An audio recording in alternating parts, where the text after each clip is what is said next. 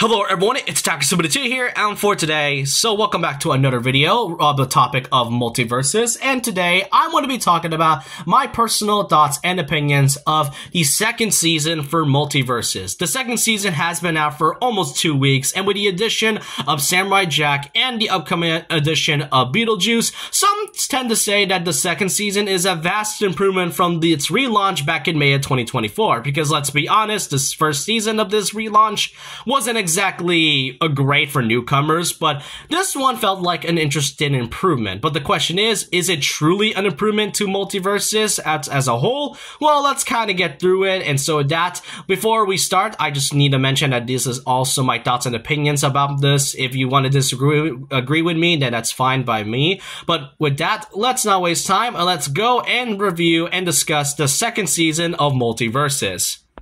First of all, some updates on the Joker, Jason Voorhees, and Agent Smith.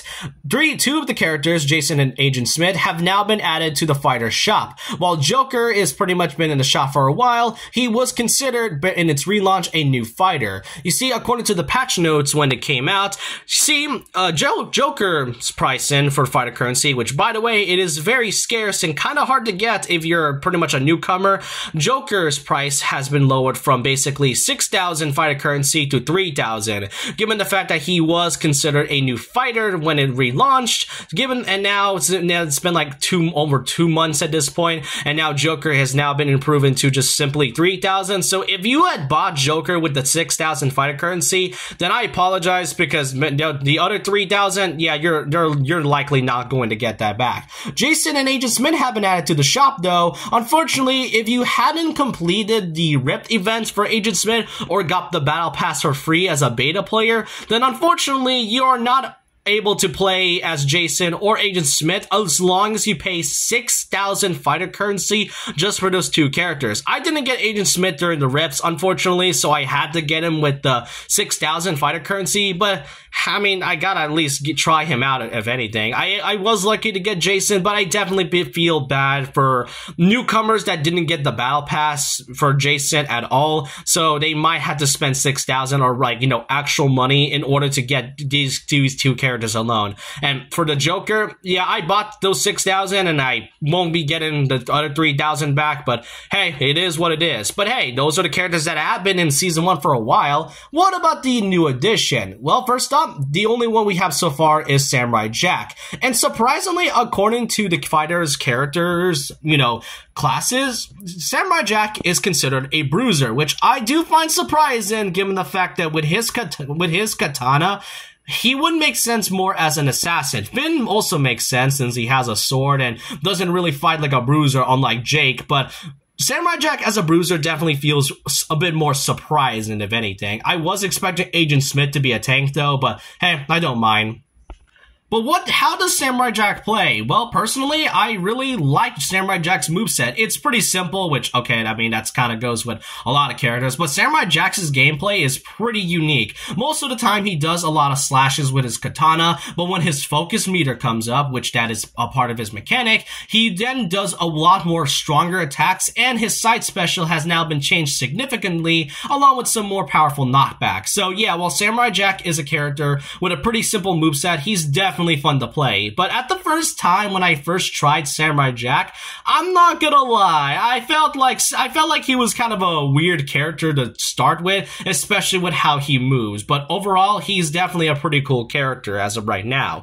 For Beetlejuice, however, we don't know what his moveset is going to be like, but according to his reveal alongside Jack, it seems that Beetlejuice will be released with a Rift, along with the fact that they stated that Beetlejuice will come midway through season, so I assume around either mid-August or maybe, like, you know, early September. It's unknown, but all I can say is that Beetlejuice looks good so far, but we don't know what his moveset is. I am interested to play as the character, however, but really, the question is, was he going to be part of the Rips? We'll answer that later on.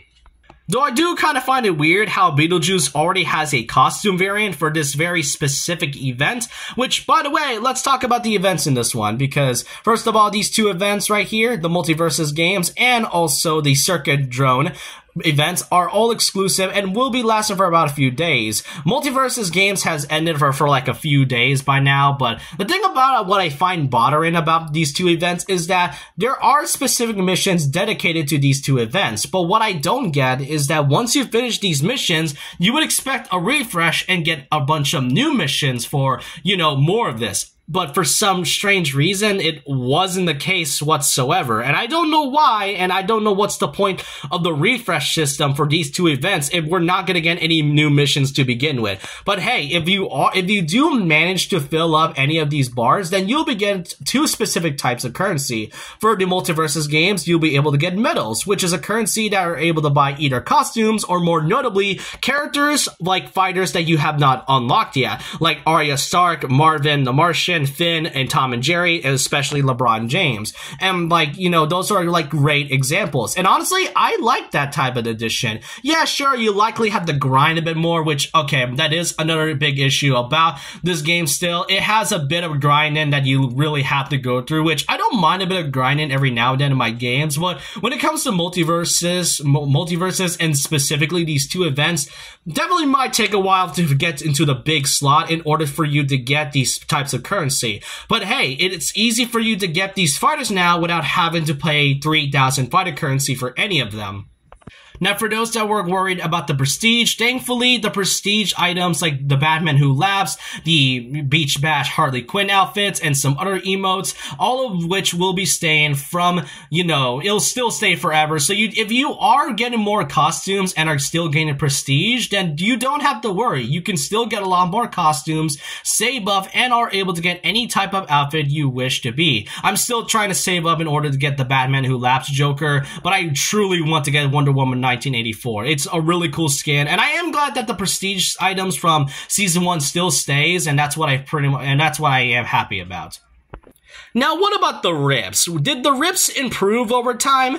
Honestly, in a way, yes and no. No, it's because from the fact that Multiversus rips are still kind of locked behind gems, which I don't know why gems are even a thing in games, because when you put gems in a story mode and a game that is already filled with so much monetization, then pretty much, you know, rips aren't exactly worth it, especially when struggling to get Agent Smith, which was one of the major complaints that people had with Season 1. In order to get Agent Smith, you had to beat 20 bosses on any difficulty on different rips in order for you to get the character alone. And that lasted for like a couple months until July, but like I mentioned, I didn't complete the event because it felt kind of grindy, it felt grueling, and it really wasn't much of a fun challenge, especially for those that, you know, kind of has life out there and, you know, and don't have much to play games and whatnot. But Multiversus rips for Agent Smith wasn't exactly a fun thing, but they absolutely improved it over time.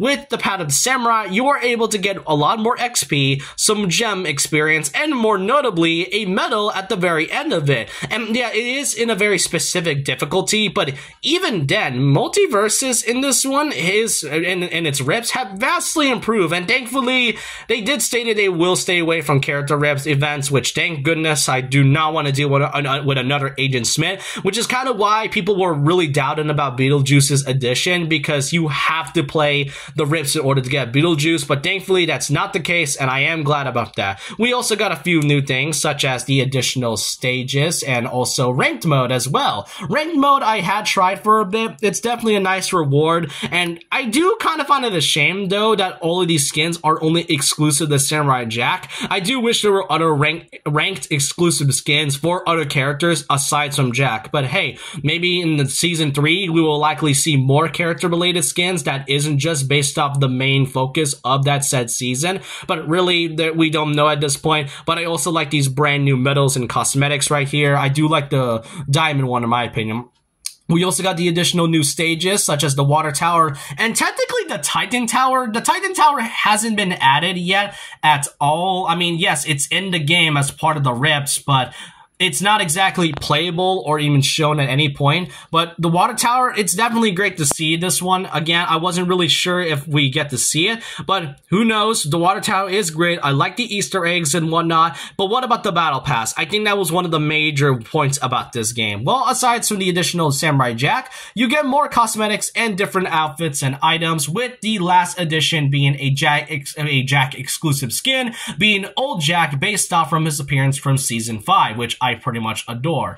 But what about the online aspect of it? I do really like the online of this game. Well, I don't know, well, kinda. The thing about Multiversus Online for Season 2 is that I don't know why, but it's really slow more. It's like really slow now. Usually in the last season, matches take around 1 to 6 seconds for me to get into a match. This season, for some reason, lasts for about 15 to 20, 30 minutes in order for matches to get on. And I kid you not, when I tried to play certain matches, some either crashed or some just get kicked out, or whenever the match, before even the match starts, they disconnected, really. So in the netcode, while it did improve in Season 1, I feel like something downgraded in the second season. That's probably just me. But overall, do I find Season 2 for Multiversus a vast improvement? There's still some ups and downs, obviously. I've already mentioned the grinding and whatnot, but I do think some of the events are kind of unfair, especially with the experience and missions that aren't getting refreshed. And